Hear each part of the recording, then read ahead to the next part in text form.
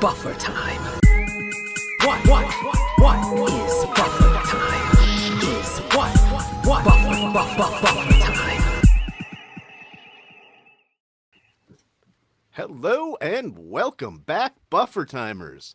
We've moved our time from Saturday to Sunday at 2 p.m. Eastern now. I'd like to welcome my co-hosts as we talk about Episode 6, Season 3 of Picard. I'm Dustin from Best of Trek, Worst of Trek. We'll go around clockwise from me. Hello, my name is Vanessa, and I host a YouTube channel called I Love Bad Star Trek. Thank you for having me. My name is Scott, and I'm from the YouTube channel Opinions No One Cares About. Hi, I'm Dell, and I'm a changeling. Hello, I'm Robbie Sherman. I run Conversations with Robbie Sherman. I've also done sound engineering for several different podcasts, including 6 seasons and a podcast. I'll be taking over on hosting duties from Dustin here. Thank you for bringing us in, Dustin. We're going to be talking Picard Season 3, Episode 6 today, The Bounty, an episode I think everyone has a very high opinion of. One exception. Maybe two. We'll find out. So we'll just start right in with the questions we got down here. Do Defiant and Voyager look plasticky in this episode? A little bit, yeah. I was just rewatching before I was called away to do that. And like I knew it was a Voyager when I looked at it, like when Seven pulled it up on the screen, but I still had to look at it for a second, like looking for like the parts on the hull that are just like differently colored, and it's like, oh yeah, that's Voyager, yeah. I mean the shape obviously, but yeah. It's the one. Go ahead, Dustin, Robbie. please. No, please. Dustin. This is it's but the biggest downfall of the episode for me was how the Voyager and the Defiant were depicted. It's just, they look like plastic. It looks like a rubber dog toy, and then they added some light effects on the saucer. I just thought it was strange that Jack immediately recognized these sort of ships as though he was like a fan of the show himself. It's almost like a self-insert type of thing. And yeah, it does look pretty plasticky. I do enjoy like the panels being different colors. I do remember in the remaster of TMP, there's a lot of care taken to make the panels on the surface look different with slightly different colored paint. But the things you would expect on the Defiant aren't there. What? I also felt kind of weird that they were all in perfect condition. I don't know if the Fleet Museum like fixes them or just gives them a place to live, but they all seem, I think part of the plasticky thing was they all seem like they were in brand new condition. Yeah, I mean, that does make sense for a Fleet Museum. You'd take the time to touch them up and make them look as good as you possibly can. What I don't think looked plasticky was like here, the NCC 1701A and the New Jersey. Those looked great. I didn't have any problems with the look of those. Yeah, they've clearly got somebody come in and like when you see the shot of the Bounty, it's got like running light or lights flashing on it. So they've got somebody keeping up the condition of the ships. Because honestly, do you need that like at the museum? That's true. But see, the bird of prey is not perfect. Like part of the wing is gone, isn't it? I didn't notice that, but I'm not saying it wasn't there. That looks pretty pristine. Yeah. You might not. Maybe it's just the angle. It looks like the edge of it is sort of blown off. Right.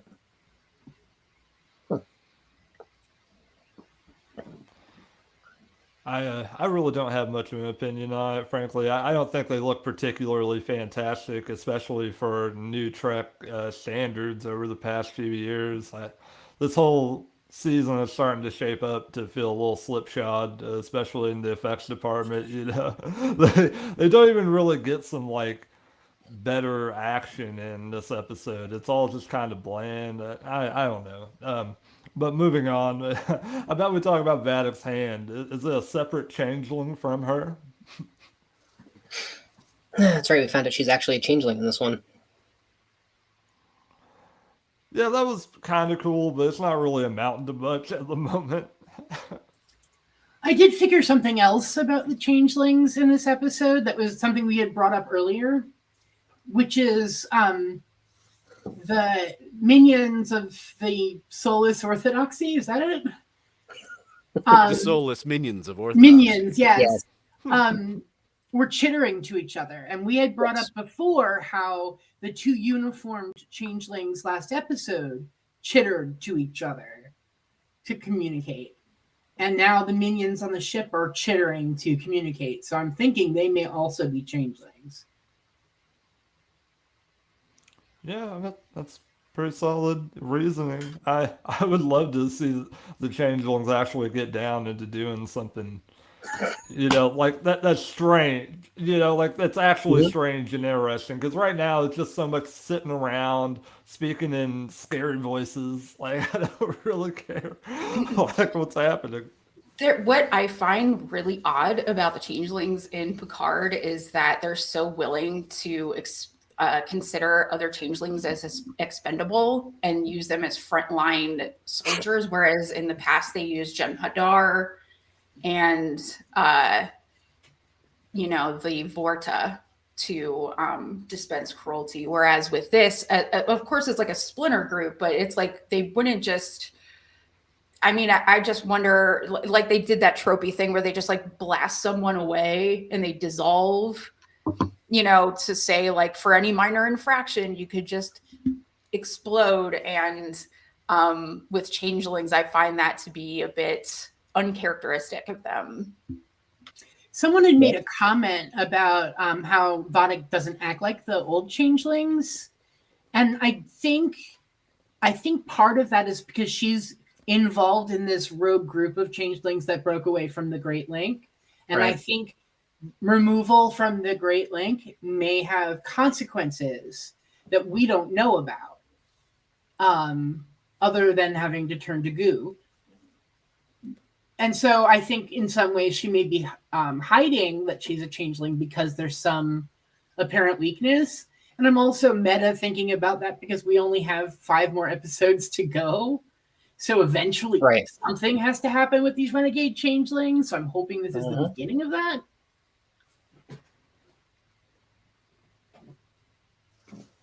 Just really enjoy the ticker at the bottom. Yes. They sure are, sir. And yes, I do believe the Klingons would want their property back, and I have no idea why it's been sitting there so long. That's a fair point. So, how are we feeling about the Daystrom House of Horrors? I was kind of wondering, like how everybody was feeling in particular, because I'm not particularly excited by the nostalgia it's bringing out for its supposed excitements. I felt like the whole episode in general, if you removed all the fan service, would have been about 15 minutes long. Yeah. Oh, yeah. There's like hardly any plot at all to it. Like, that's why everyone's rating it so high, but I didn't think it was that good. I don't. Go ahead. Sorry. I'm actually here for the nostalgia. It's a great nostalgic episode. It's probably the best try at nostalgia gone wrong, as my title here this week, Nostalgia Gone Wild, means. But you can't hang an entire episode on nostalgia. It can't be perfect at that point for me. Right. There wasn't any purpose to it. I don't think there was no purpose to Moriarty showing up. There is no purpose to keeping Picard in a jar. There is no purpose to keeping Kirk's body there. There's no advantage to any of that. So I just don't get it. Like, what is the point of all of this? Like, why keep Data wanted to die. He was very clear about that in season 1. So to sort of take that agency away from him and just plug his consciousness into another body against his wishes seems super messed up. And it also reminds me of the problematic connection between Section 31 and Starfleet in the Kurtzman verse, because you have to answer for those ethical issues. Like there's a lot of ethically hinky things that Starfleet is doing in this season, especially. And this is yet another thing they have to answer for, not to mention the torture that took place earlier in the season. And if you see the transcription of what is written under, Kirk's little thing, it literally says at the end his body was recovered by Project Phoenix. And given we know about the mythical Phoenix, that has all sorts of implications. Also, like Soong talking about how the data was a gift. He wasn't. He was just found on the ground on some planet, and some people found him covered in dust.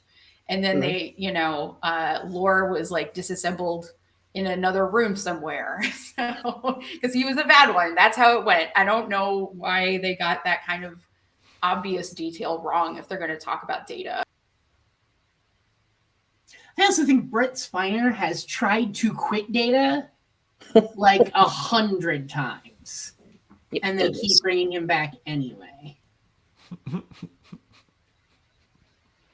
Yeah, but why does this station exist? And what would it like? So I guess like this is a sort of remake of the Borg arc, because he's once again sort of being re-enlisted against his will into the Changeling Army, I guess.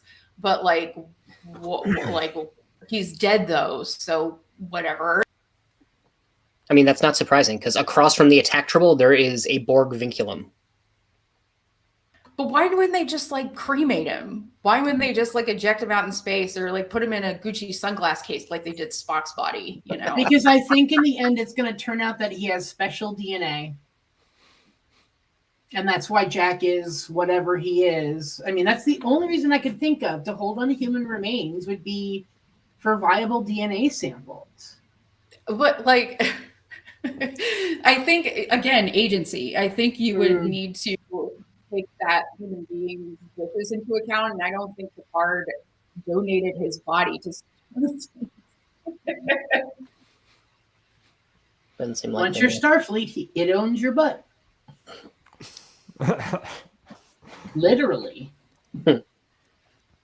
These are a lot of my major complaints with the season too. Like well, with this episode in particular, because I don't feel like all the nostalgia coming back for in like a bad way, like attacking them on a certain level, is necessarily as sharp as that statement makes it out to be. Because I don't feel like there's any more purpose other than that they won't get into Daystrom Station if they don't go through all this crap. Like it's not like it doesn't feel like a bigger satirical purpose, at least when I go through it. I was so waiting for the laser beams that you have to be all bendy to get through. Like it felt like it was going to be something like that. Or like One-Eyed Willie, you have to go find his treasure and you have to like play the bone piano or something. And then instead in this, they have like Moriarty pointing a holographic gun at them for some reason that's none of our business. And all you have to do to get him to cave. stand down is repeat the last two notes of one of the simplest childhood rhymes ever. I mean, what could be more secure than that? I mean, it took him a month to figure out the SOS in Up the Long Ladder. They hated the police. Yeah, they couldn't put it together. They said no. We don't care for Sting. He's not stung. He's not stinging. He's Sting. Sorry. Oh, I love that. How are we feeling about Geordi now that we've had like a couple of days to reflect on this from our last episode? Not fun? Yeah, I'm not having fun with Geordi. I don't know. I'm still waffling between, is this weird for the guy that, like, yeah, as he says at the end, went out and did his job week after week? Or is it perfectly in character for the guy that had to go to the holodeck to get his jollies? Harsh. Yep. You muted, Del? Mr. Know-It-All is waiting to get in. Oh, Oh, good. Fantastic. If you saw that in the private shot, he's not here now. oh, darn it. Oh, sorry. But Yeah, he that sent was- it at 2, so he probably went in Yeah. and gave up. Oh, well, that's a shame. How did Jordy Oh, get a sorry. girlfriend? How did Jordy get a wife? How did Jordy have children with that attitude he has in this? And why is every single family member almost Starfleet officer? Like everyone, a character on the show has to be in Starfleet. Both of his daughters are in Starfleet. And there's that weird argument. Like there's so many unnecessary arguments that happen here. Like the argument between Geordi and Picard over, will you help us? No, I don't want to. Well, come on, man. And that was like what they were doing most of the episode. And then the argument between Geordi and his daughter, where she said, "You wanted me to be an engineer, and I wanted to be a pilot." And it's like nobody even talked about that. That's all in your head. Nobody's even pressured you to do that. It was just funny. No, it's just this really contrived conflict so that they can have two characters yell at each other or one yelling at the other. And then you have Geordi being the patriarch telling a grown human being, you had to stay here for a reason I just came up with because I just determined that even though you're in Starfleet, I have jurisdiction over you and I'm just going to make you stay here. Like, what does Geordi get out of maintaining a museum too? Like, and I don't really see him being this like skeptical of Picard when Picard says, "Hey, we really need your help." Like he's not just there to, drag him into a mess. I don't see Geordi as somebody who would be like, "No, I'm not going to help you because what you're doing isn't important enough for me to put myself at risk." Like he's in Starfleet. He would already be primed to do that. So it just, I don't understand why they made him so. They just make characters mentally adversarial, and I don't understand why. So, what Norman's pointed out here, like who is the mother in this situation with Geordi and the kids? So far, it seems to be indicated that Leah Brahms probably had a divorce at some point and then married him because in Q's alternate future in All Good Things, that was the mother. Right. And now you've got the same kids with the same names. So in theory, it's Leah Brahms, but we're still dancing around that issue. I really want an episode where Sydney is not defined by her father. In every episode that she appears, they mention Geordi LaForge at some point in time. And of course, this episode took it over the top. But I'd really like, the only little bit of development we got was her rebelling by helping Jack steal the cloaking device. But I want to see more of that. I don't really like Sydney Jack as a pair, but like anything that gets her away from mentioning her father or having to be her father being mentioned when she's around.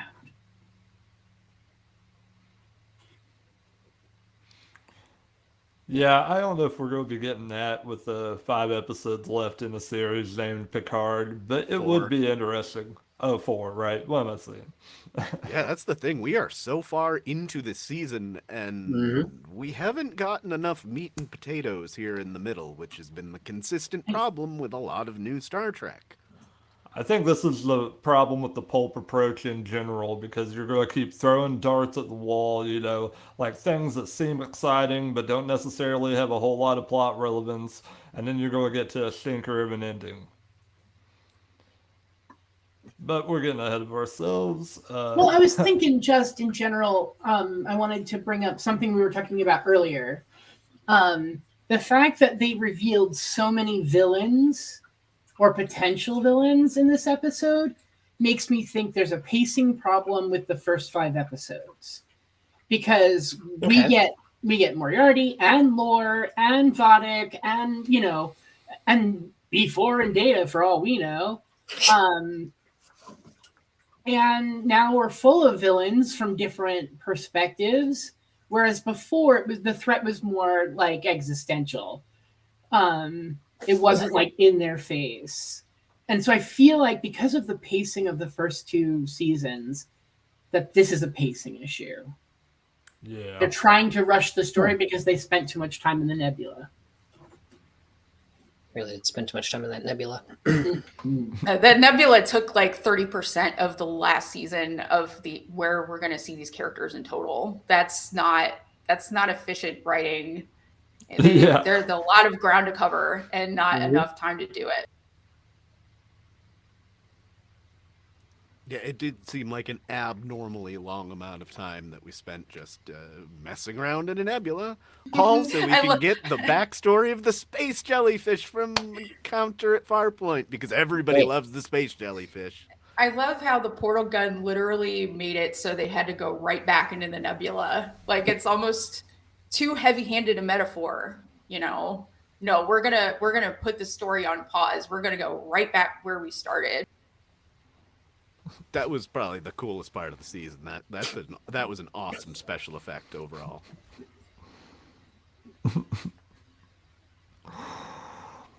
Do you find it interesting that Daystrom has carried on their namesake's naming convention, and new Data is an M510 unit, making some implications to M5 and its unpredictability?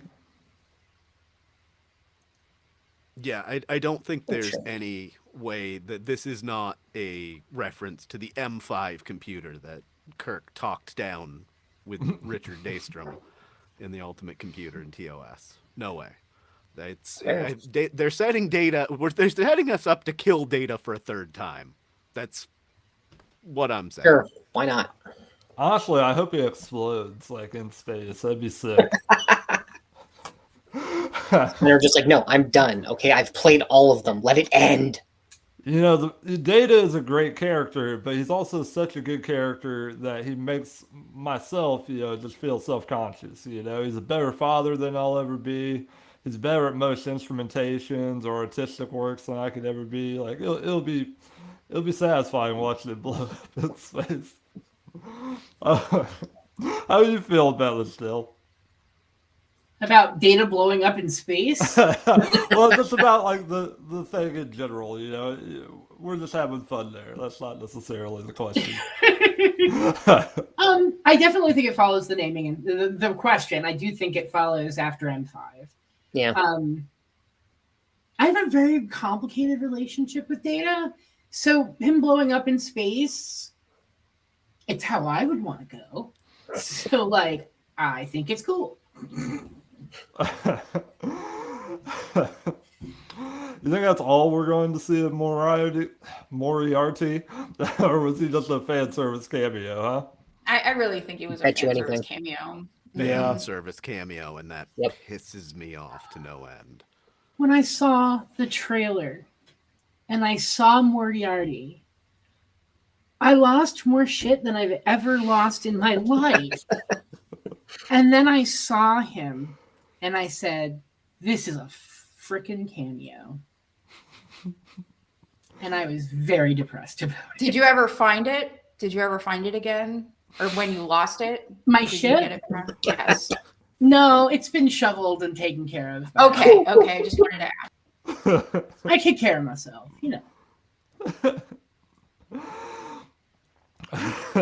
What role do you think Pop Goes the Weasel plays in this episode? It's being played by a violin, an instrument that both Data and Holmes played.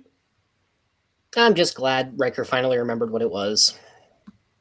Yeah, I'll take this opportunity to read some of the stuff that our co-host Steve, who's not with us today, had about this episode, about how the universe resonates generally at an F sharp. So that was like the first thing that Riker said that we're in F sharp. There's also this really big problem with the naming convention of notes where Riker goes from, oh, that's a D flat. Oh, the next one's a C sharp. Oh, you mean the exact same note that you never identify by the two different names consecutively like you did? There's some problems with the music cues here in general. Let me see if I can find the rest of Eve's notes.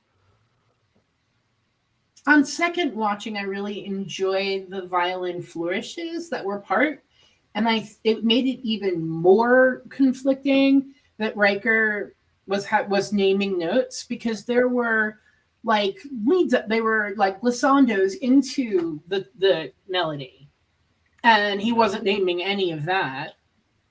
And so therefore, I mean, beyond the basic music theory mistakes, it was just really obvious that whoever wrote this episode doesn't read music. Oh, damn it.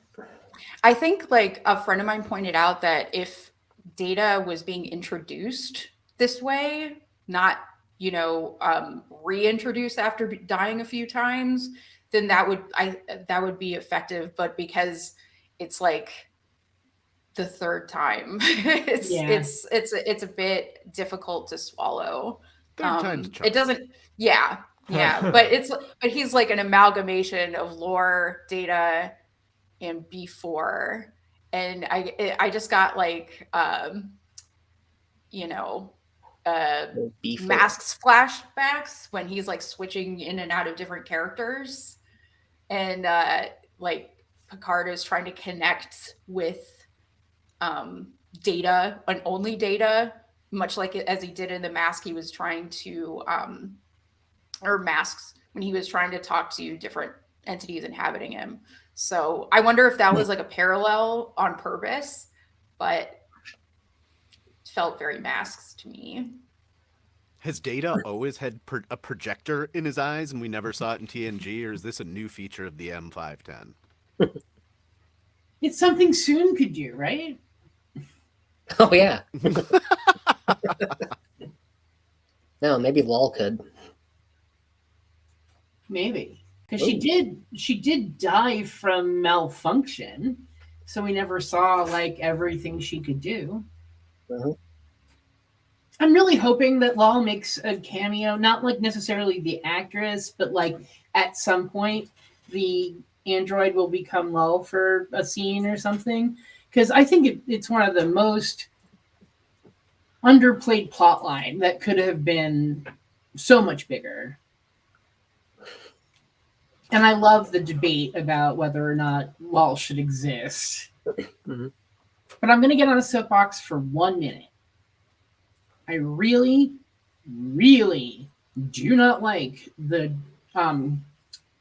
connections people are drawing and calling what Data has now as either dissociative identity disorder or what it used to be called multiple personality disorder.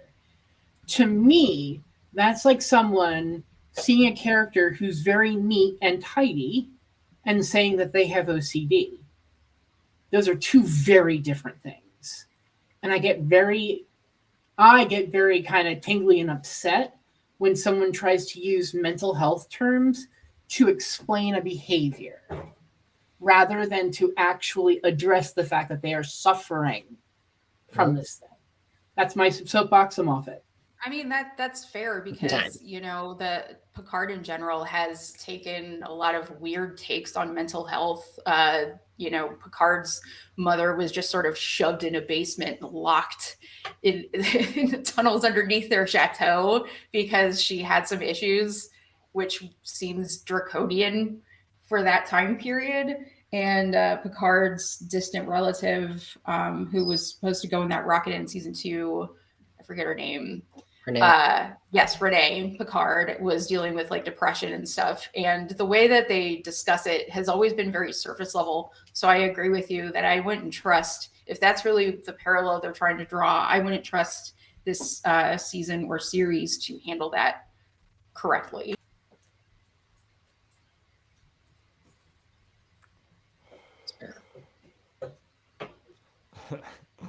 So, do you think they're going to tie in Picard's remains specifically to Jack's storyline? I think they almost have to. Certainly hope to God.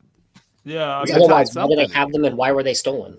Yeah, I mean that's juicy enough to help fill out a plot line in some way, but I don't think they are. Like, imagine, I just wonder if anybody, if Patrick Stewart ever thought that his body would be literally a plot device. I don't know if he had that kind of forethought, because But the fact that they're using okay. this is just nuts to me. Vanessa, every moment of his acting career, he has been a plot device. Don't you understand how the theater works? Theater. Theater. I agree with the commenter. How you feel, Scott? Come on, give us a little something to that. I actually agree with them as well. I mean, I did kind of think the Genesis device was just kind of there as a fan service thing. Although it makes sense being a weapon as powerful as it is, or looked at as a weapon. But yeah, I mean, I guess you could kind of use it to just bring a person back to life instead of giving life to a planet. I mean, it worked for Spock. I mean, that's a big part of the problem I have with it, because it's like, what are we going to do with his remains? Are we going to create like a clone, like army of Picards or something? Which it would be something, it'd be something. They wouldn't need all this equipment for that. They wouldn't need like a black site to clone him if that's what they were up to, And then there's that other ethical thing of like, genetic sort of augmentation being outlawed in the Federation. What are they doing? Cloning people? And if that's a Section 31 thing, which is also sanctioned by Starfleet, then they have to answer for that too. You know, like. So it's just funny to me how like you have like the ship museum and the Section 31 thing where you literally have artifacts from Star Trek past in it. It's like, it couldn't be more heavy-handed in terms of fan service. I mean, Picard's DNA must be powerful. He was even capable of passing down his love of ships to his unknown son.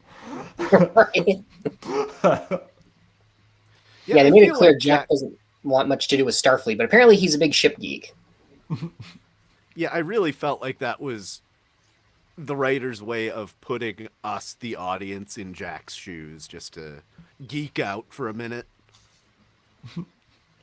I wish they'd picked like another character, like one of Geordi's daughters. Like that would have probably sold that whole little bit for me a lot better.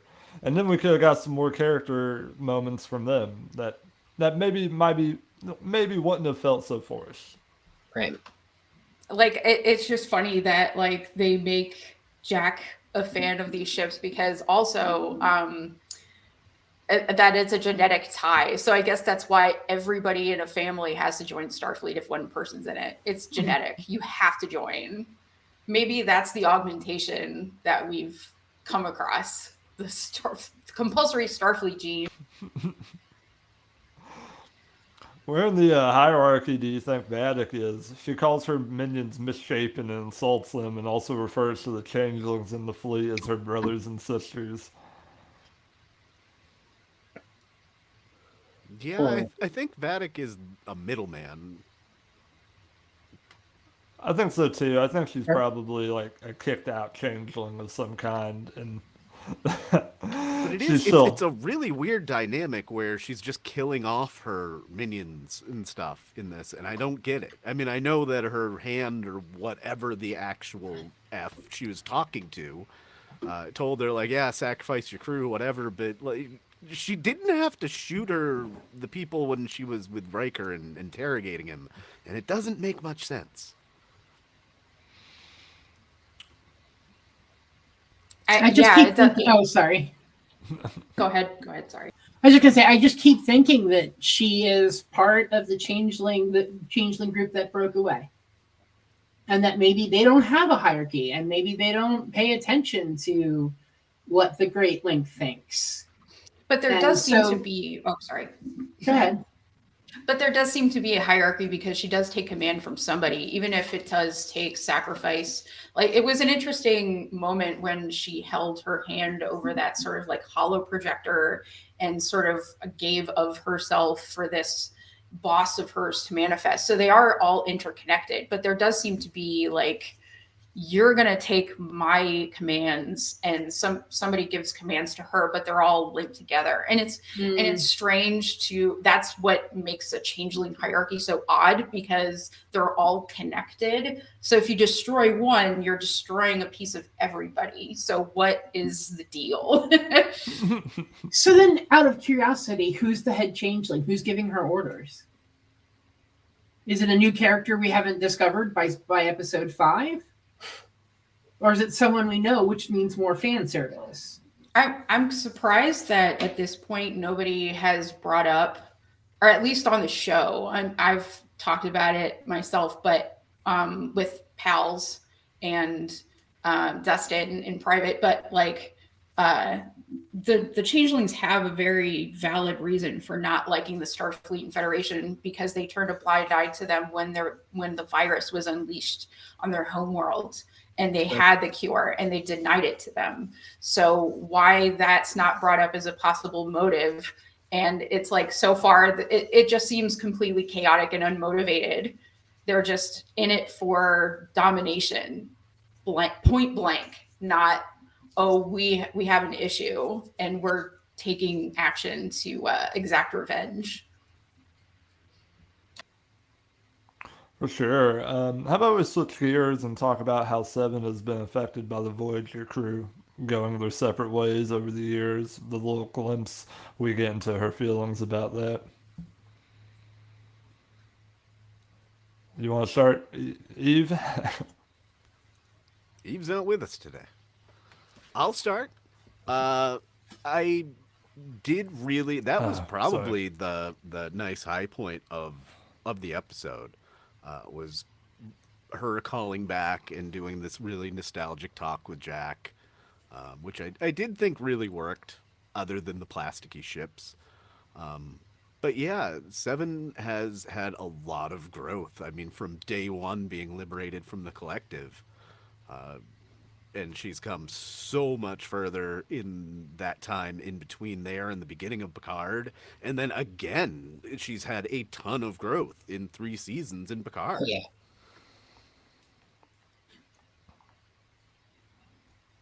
Yeah, I really enjoy seeing her get little moments like these whenever they pop up. I think they bring a lot of humanity to the show that we don't get in the ways I would like in other parts of the show.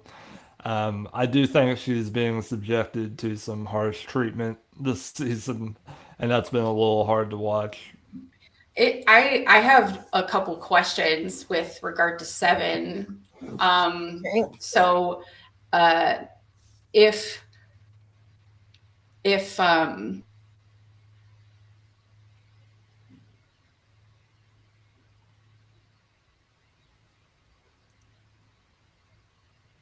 If yes, press 1. Or Spanish, press 2. Did we lose Vanessa? Horsey's going to bite you now. That was weird. Is she frozen? I think she's frozen. Yeah, I'm sorry. Vanessa, let it go. All right. All right. Okay, well. I bet those are going to be good questions, too. That's unfortunate. am I here? Oh, Yeah, she's There we back. go. Okay. sorry. It was really weird because Oh, you were yeah. about to give us like a piece of information, and you were Yeah. What was it? and that was it. Oh, okay. So yeah, I just wonder like why how is Captain Shaw, who's somebody who survived Wolf 359, enlist somebody onto his ship as second in command as somebody who doesn't fundamentally trust on like a level where he can't get past it? And why is the first post in Starfleet that she has had a commander? She just started Starfleet. So how did she do that? How did she make her way to second in command the first thing? She's not like an ensign or in She passed the Starfleet Academy. Kobayashi Maru. There is precedent for, like with Kira, for getting Mhm. a higher rank going into Starfleet because she I'm had sure her she had the years on Voyager counted for qualifications. something. Right. Yeah, But yeah, but like there's a corollary with the rank, military rank is whatever. But like there was some sort of corollary with Kira being in the resistance and then being, um, a titled, I forget her exact title, but Major, and then she becomes Major. Yes, thank you, Colonel. Major Kira. Right, exactly. So she worked her way up the ranks somewhere else. So to sort of shift made sense, but with Seven, I don't understand like how she got promoted so quickly. Might she Mainly have Janeway. connections? Well, yeah, They had connections, Janeway. Yeah. That's the Picard at biggest that I'm one. point. sure Admiral Janeway put in a good word. And Admiral Picard. I mean, he was the one Yeah. to first put her into command Yeah. And last then season. So right. And then Shaw is like the last person I would think would have her on board at all. He has quite the issue with Picard, even though obviously Picard had no say in what happened that day. You know. yeah, we've talked about that on the show here mhm. the last couple of weeks about how like you get to pick your first officer. Why would Yes. Shaw pick her when he clearly has animosity against people that are Borg?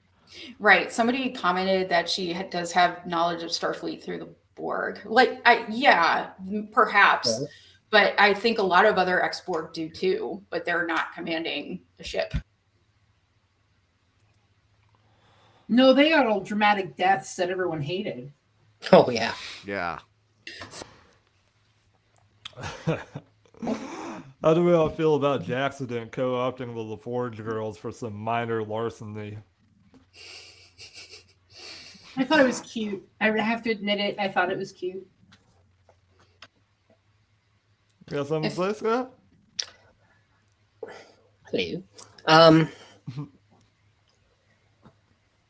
know. I feel like it should have been a way bigger problem trying to adapt a Klingon cloaking device to run on Federation drive, but that's just me. Brand new Titan Yeah. class. And that cloaking device has been sitting there for God knows how long. Underwater. They said Also- it was at the bottom of the ocean, right? Yeah. Yeah. I mean, it so still it's like, worked because they were having trouble finding the ship, but yeah.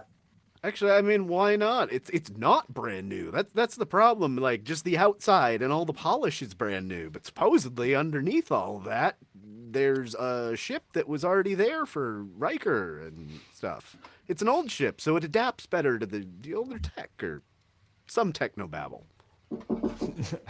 I don't believe a word of what I just said.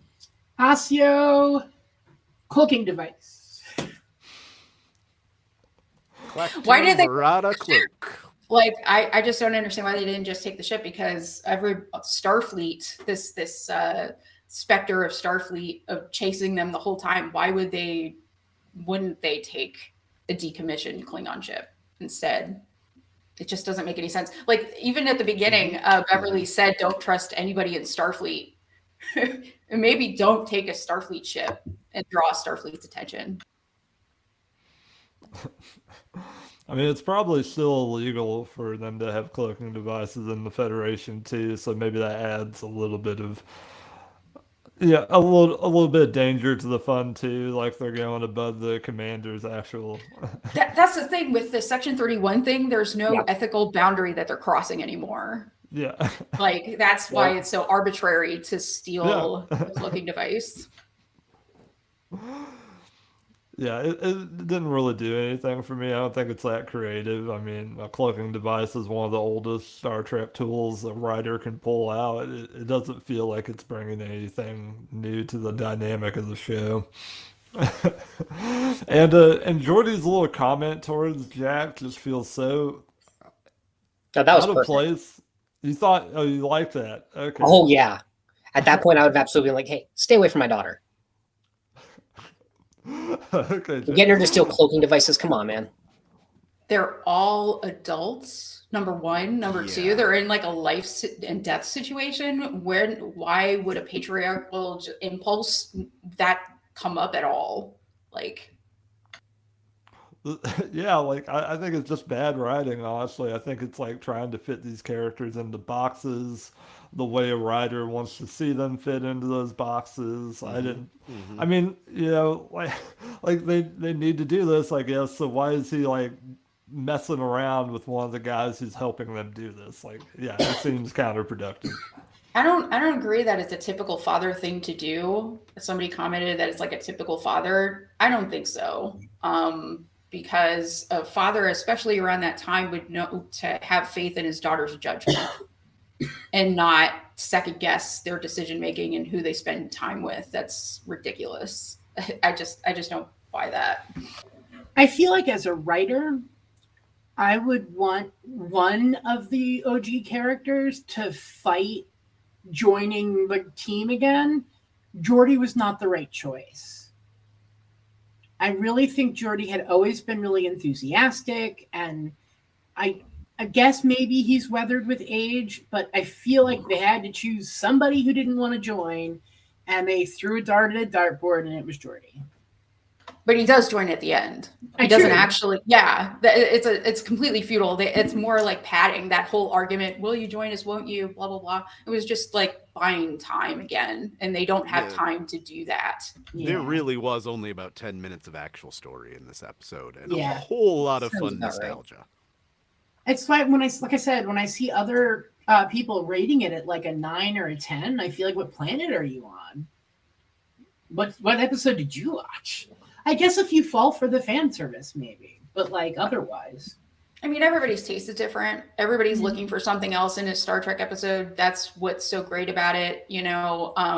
That's what's so great about like what I highlight, not to like plug or whatever, but just the reason that I make my channel is because I think you can take or leave certain episodes.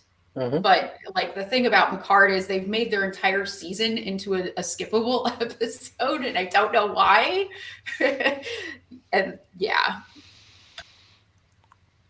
what I'm finding frustrating with fans in general is the 1 and 10 mentality today.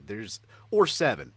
Nobody seems to know how to rate anything other than those 3 marks. It's either shit, it's great, or oh yeah, well that was pretty good.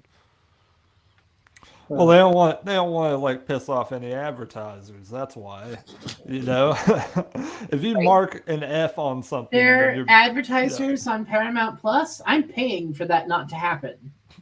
That must be nice. Yeah, and you still get ads for Paramount. Yes. I love that.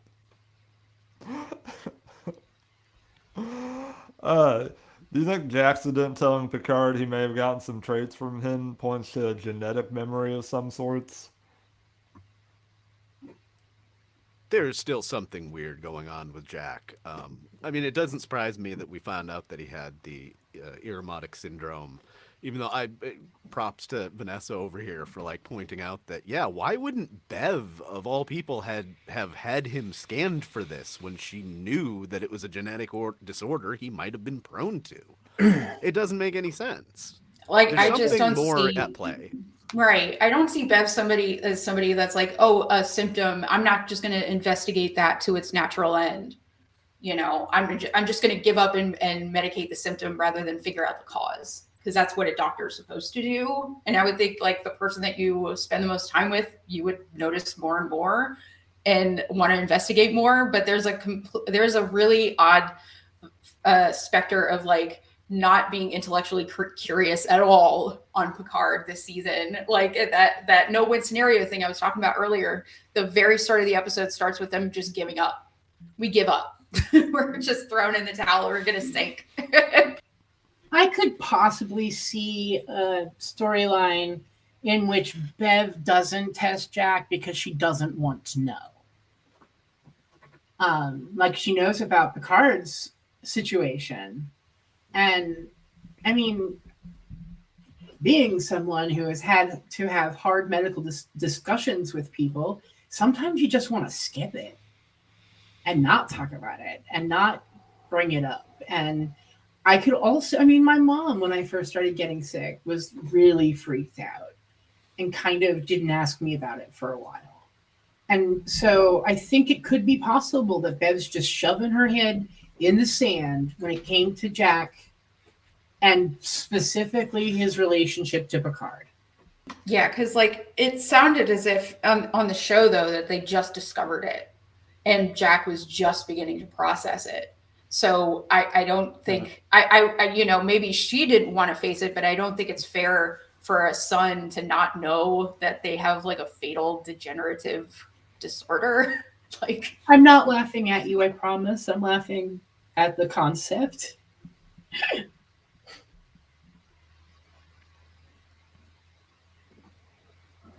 Anyway, sorry. Yeah. I bet we'll move on. How effective, realistic do you think it is to expect Riker to fold for the sake of Diana, keeping in mind the Imzadi aspect of Betazoid matings? I think it was the obvious bait. Yeah, I just feel, once again, the storytelling on the show equals to people popping up, like, and it just doesn't do anything for me at all. I don't know. I'm so frustrated by her just popping up out of nowhere. And I kind of do expect him to kind of fold a little bit. I think that's probably the one woman that he's truly, been in love with for all this time. Or at least that's the way they've been writing it for a long time. I'd just like to point out I didn't really want this to happen, but I was wondering where Kestra was. Because, you want him to fold, get his entire family. Then he's going to fold. Yeah. I'm still wondering if it's even really his wife or if they just have a changeling dolled up to be Deanna. Yeah. That would be my first thought if I'm Riker. Like, you have No, my I feel wife, like his whatever. first thought Okay. in like the next episode is going to be Imzadi. See if you can pick up his thoughts. It's probably just more likely that it's a changeling trap and they're going to go and do this and then there's not going to be any real danger and they're going to get caught up in nothing. I think her appearance is a pacing problem. Okay. I think that they tried to bring in all of the missing OGs in one episode because we got Geordi, Data, and Troy all revealed in one episode. So I felt like she kind of got shoehorned in at the last minute because they needed everybody in the plot so they could move forward. But this could have been done 2-3 episodes ago and set it up as a thing.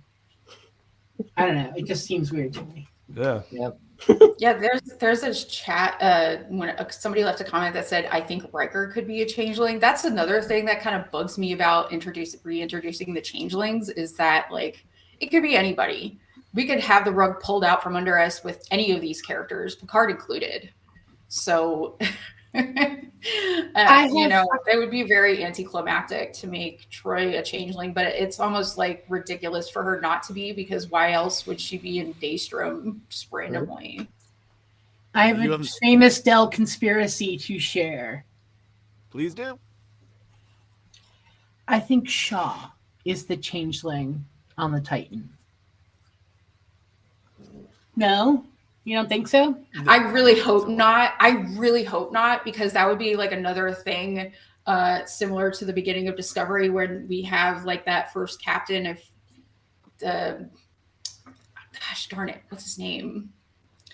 Lorca, thank you. And then he's like, kind of a little bit morally ambiguous, kind of an interesting guy. Oh yeah, he's a Mirrorverse guy. Like I just don't like that kind of rug pulling. Like please don't make somebody who is reasonably adversarial to Picard a changeling after all. Like yeah. Can you bet against the rest of the season on that though? Yeah, I can. I don't think that Shaw. I don't think there's any possible way that Shaw shows up to be. Not all my conspiracies turn out to be, in fact, very few of them turn out to be true. But it was a thought that I had while I was watching the show. After episode 1, I had the same thought. I was like, okay, Shaw's either going to be the character that we see grow from this point, from being just the dipshit asshole from Chicago to the like better Starfleet captain because he finally experienced the universe that doesn't play by his rules. Which I just think that's what he's been up to this point. He just hasn't experienced all the weird of the universe, and now he's getting it all at once. But so if he was now to be made a bad guy, nah, it wouldn't work for me. Episode 2, that would have been fine. What function does he serve in the story at this point, other than a person that's just along for the ride, just to be like a self-insert for us to be like, what the heck are you doing kind of guy? POS from Chicago that we both are, like I feel like he is serving the purpose of showing a more objective view of the history of Picard and Riker and BZ. Like, I feel like they're expecting all the fans to be like, yay, this is a great thing. And so they had to put a voice in there somewhere that would be like, here are the 8 reasons why this is a bad thing. Number 3 will shock you. Yes. I just don't like the framing that he's a heel, that he's like somehow meant to be maligned for being like, no, we're not just going to fly out of Federation space at your command. Thank you. Yeah, I get 20 strips of gold press latinum that says he turns babyface by the end. Probably ends up dying doing it too. I don't know, Norman. That's a very interesting question. Oh, I have a theory. You remember you asked the changeling boss, who is it? I think it's the little person from Carbonite Maneuver in TOS. If that's my hope. Oh, Blalik or Blah, how would you pronounce it? Ron, or not Ron. What? Ron's brother. No, I'm forgetting. I got nothing.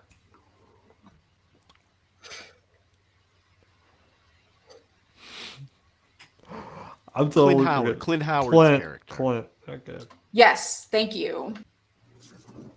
Ron Howard's brother? Is that Ron Howard's brother? Yeah. That's why I was like, not Ron. But yeah. The not Right, blessed right. one. Yes, Put it lightly. Clint Howard as that's the boss of the changelings in my mind. However, Clint Howard and Sulu are the only 2 people to have been in every era of Trek on TV.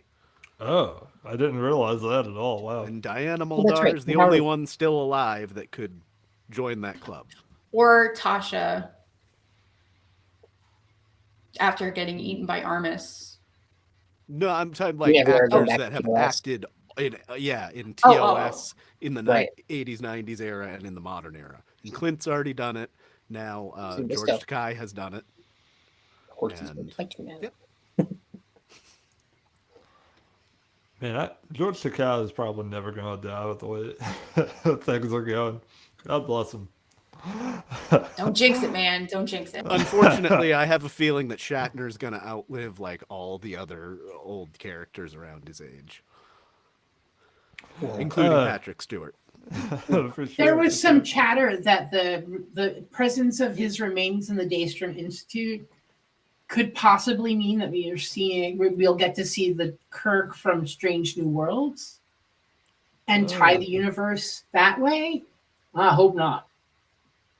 But Well, the real question is whether or not much. that book series that he had, that William Shatner and another author, he had worked with them to write about his body getting taken from the Viridian Mountaintop by the Borg, and then he has some adventures as a part Borg, and it's weird. So is this body post that, or is it straight off the mountaintop from Viridian 3? That's really the question. Well, to kind of round up the episode, do you think Riker is disappointed in Worf for becoming a pacifist? No. He's just upset that he doesn't, poke back at his jokes. Yeah, I think that's the main problem there. The we're all dynamic going to is die. lost. He's at this point, Riker's just like, "What happened to you, man? You used to be cool." Riker's just I'm mad always that cool. Klingons are always cool. Riker's just mad that Worf gets all the good one-liners now. Okay, I have one thing to say here. I listened to this on a different stream, and now that I've heard it, I cannot unhear it.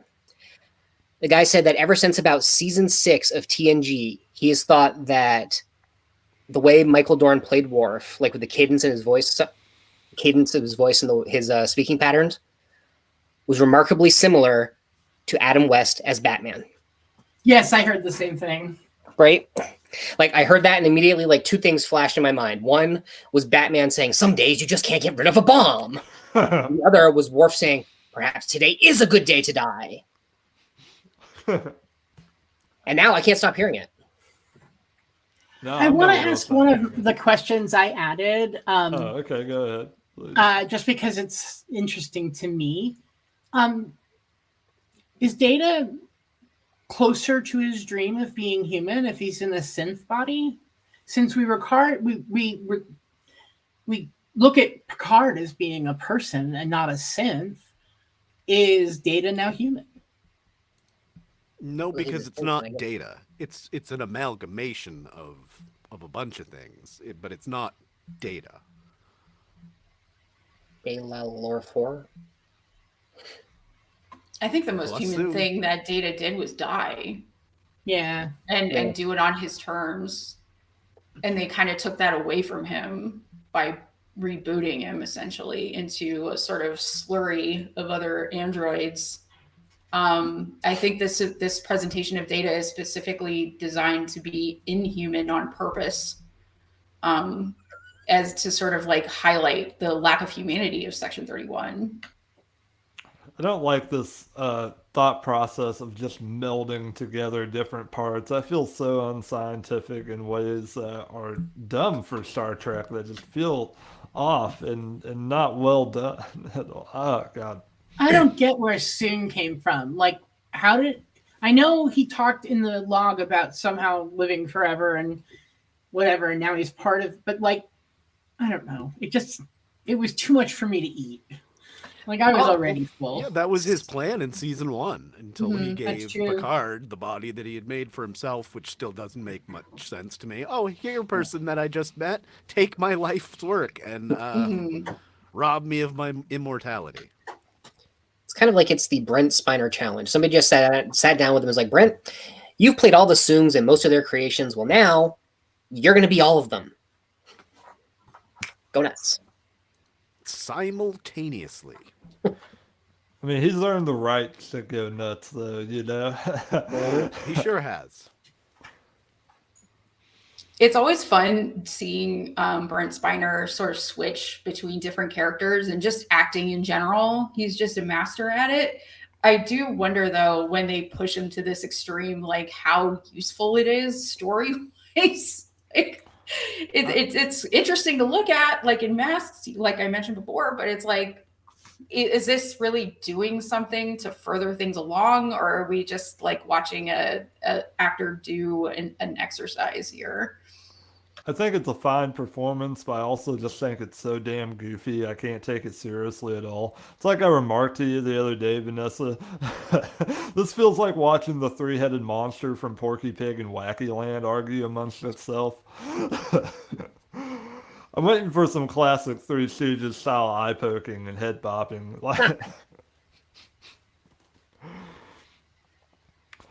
Well, we've been at this for about an hour. Do you guys want to try to wrap it up if nobody has any particular thing they want to say before we leave? Anybody at all? No, I'm why don't looking we at the go why don't you questions. start and do out of 10, and then maybe we'll have a final question after. Yeah, sure. Yeah. All right. I guess I'm gonna start, and I'd probably give it about a 5. Like I just think it felt so underwhelming on every level to me. Daystrom Station does not have drama. It has lighting and loud like speakerphone sounds. I just did not care at all like if they made it out or not. Like everything, like every little thing they had to go through had no it had no contention to it. Like it just had no grit to it. It's just like, oh, yeah, there we go. I mean, it was a little late, but hey, it's fine. We're doing fine. And then bringing Moriarty in here, it just feels bad. Like I just thought this episode just felt half baked on every level. Is it my turn now? Go. Yes, Del, please. I rated a 5 because I really liked the stuff that wasn't fan service, and the other half was fan service, and I didn't like it this episode. It's fair. I'd probably only go a little bit higher and give it a 6. I did like the fan service. Maybe not this much of it, but I'm always good with some. I'm good with some fan service. I felt like the moments of parenting they worked for me.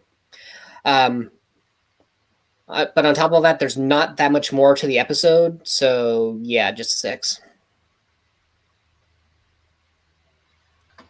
Am I the dark cloud that's going to acid rain all over this love fest? Wait, we're skipping Dustin? Please. Oh, sorry. No. Go ahead, Vanessa. You go. No. Go ahead. Dustin wanted the All last right. word. All right. Because I was gonna bring it back up because despite I see. all Okay. of them- yeah, you go ahead. I'm sorry. I didn't mean to overlord anybody. You just want to come to the end of this, give it a 1, and be done. Yeah, it's a 2 for me. A 2. It's Oh, a man. 2. Nothing. You enjoyed Nothing some moved. lighting, didn't you? There's been a very weird decision on the part of this season to not move anything forward. Nothing is our business. We don't get an explanation for anybody being a villain. We don't really get an explanation for why Beverly's so upset with Picard. We don't really get a lot of explanation about why Rose decided to just blow herself up for no reason. Nothing's our business. And it continues here. So I don't really know what to make of it. I mean, it was cute, the Pop the Weasel thing, but whatever. Go ahead, Dustin. Save us, Dustin.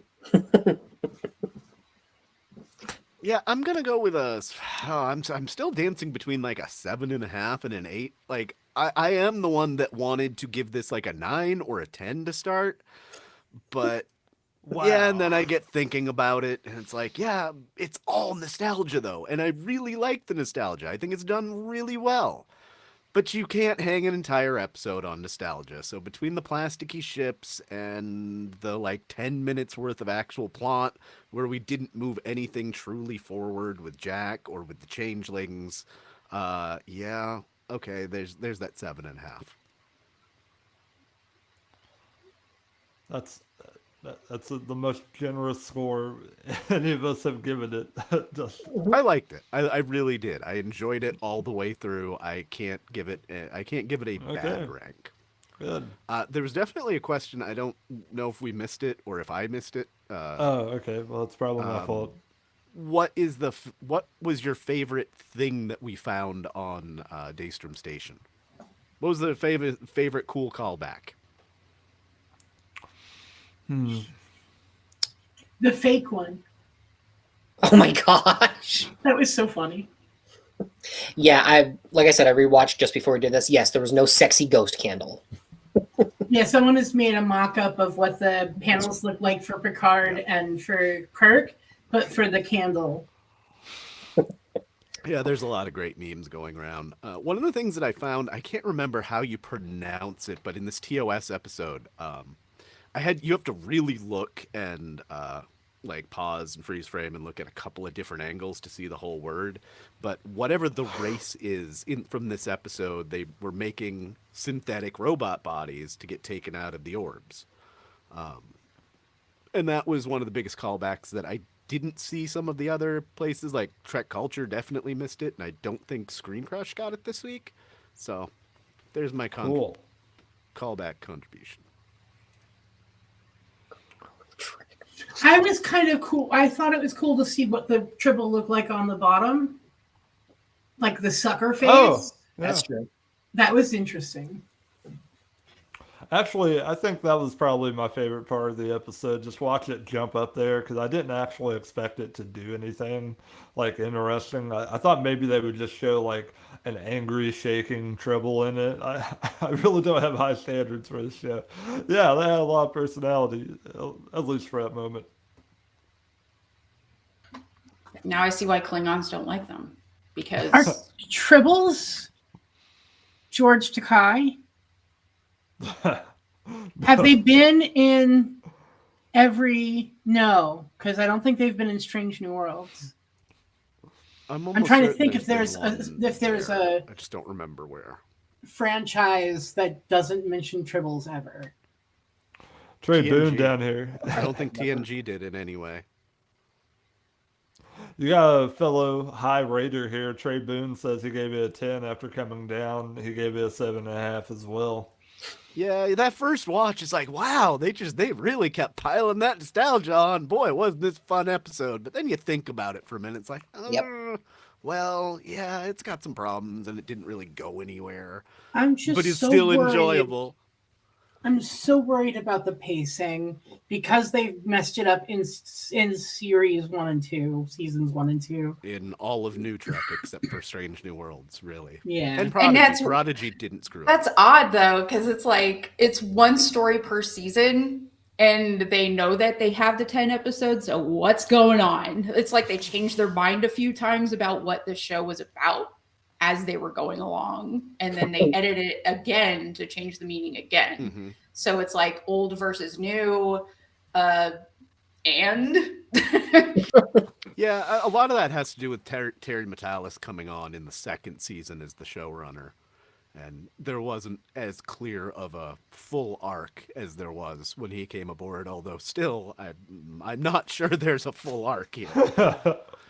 Not when you stretch it out over the course of 10 episodes, anyway. There's like, so far in 6 episodes, we've had like 3 episodes worth of content, maybe? a battle that lasted like 3 episodes when it's, TNG kept it nice and tight, just one, you get it over with, you move on, and maybe you get another adventure, but like they keep the beats in a reasonable pace if they're going to do like a 2-parter, 3-parter. With this, it's like they're just creating ways to make it longer, and you can see that very clearly, and then they fill it with nothing. But I'll say, I like the nothing filler better in this season than I had like last season. Like the FBI agent episode last season, it's so perplexing. Like, why? I don't think there's any episode for me this season that hits that kind of low for me anyway. There's 5 more episodes for them to disappoint you. 4. 4. Oh, 4, right. I made the same mistake earlier. It's okay. Yeah, they can still fail to stick the landing. Well, I'm all out of things to say. If everyone else is, I guess we'll wind up this issue of Buffer Time. I'm Robbie Sherman. All right. Well, thanks for joining, everybody. I appreciate all my co-hosts that have joined me today. I hope you guys are enjoying the Sunday time slot, and we will catch you here next week on Buffer Time. If you've enjoyed the program enough, please consider doing a like and subscribe below. And otherwise, we will see you again next week. Live long and prosper.